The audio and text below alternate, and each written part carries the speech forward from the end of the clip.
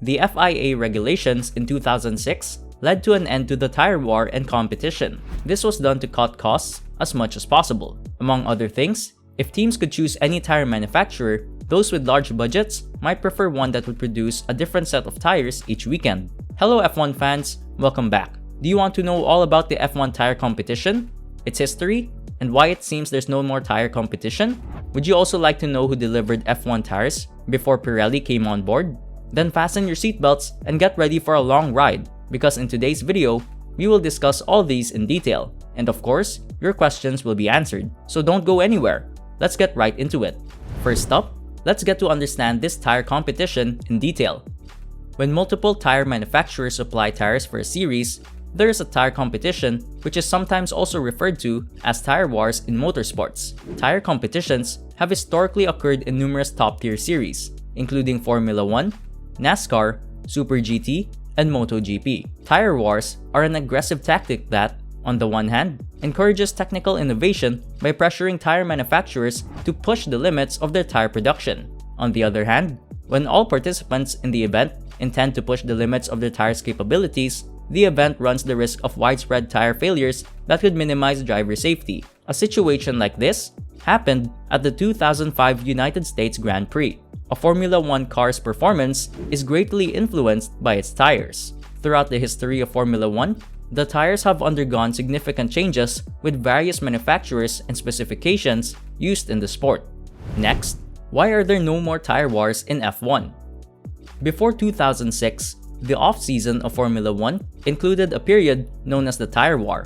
This was a negotiation between teams and various tire manufacturers to become their manufacturers. This competition typically involved 2 or 3 teams, but in the past, up to 6 manufacturers have competed to sign various teams. Regulations put in place by the FIA put an end to this tire war back in 2006. Cutting costs as much as possible was one of the reasons. Teams with large budgets could choose tire manufacturers that would produce different tires for each weekend if they were given free rein over the tire industry. The main issue with this is that while the top teams would get high-quality tires, the lower-ranked teams would have needed more money to afford them. The front-of-the-grid Goodyear and Bridgestone tires were available to lead teams. In contrast, Dunlop or Michelin tires, typically less expensive and more frequently used by teams at the back of the grid, were the only options for other groups. Giving everyone the same tires made for a wise rule introduction because it brought the racing much closer. Do you agree with this? Let us know your thoughts in the comment section. Following Ferrari's massive dominance, the tire regulations were altered to close the distance between the back and the front of the field. Next, we will show a complete rundown of all who delivered F1 tires. Some of the manufacturers might surprise you. Just before we go on, moving at a speed of 351.7 kilometers per hour, we are headed to the subscribing poll in 5, 4, 3, 2, 1, go. I hope we all arrive safely. Make sure to subscribe. That's the right track. So, who delivered F1 tires before?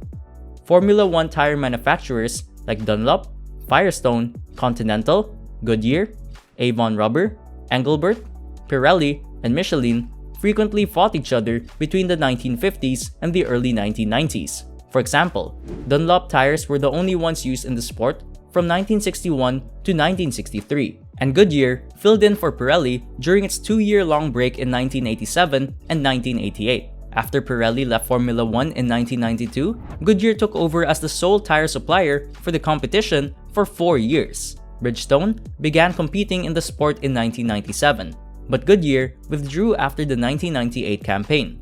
Michelin entered the industry in 2001 and sparked the tire war until 2006. The tire wars during this time have been cited as the cause of the race's 6-car start at the 2005 United States Grand Prix.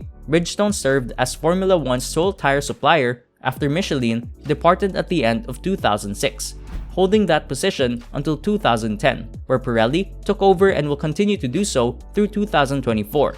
Alright guys, that's all for today's video. Remember to like, share, and comment. Also, do well to subscribe and turn on your notification buttons. Thanks for watching!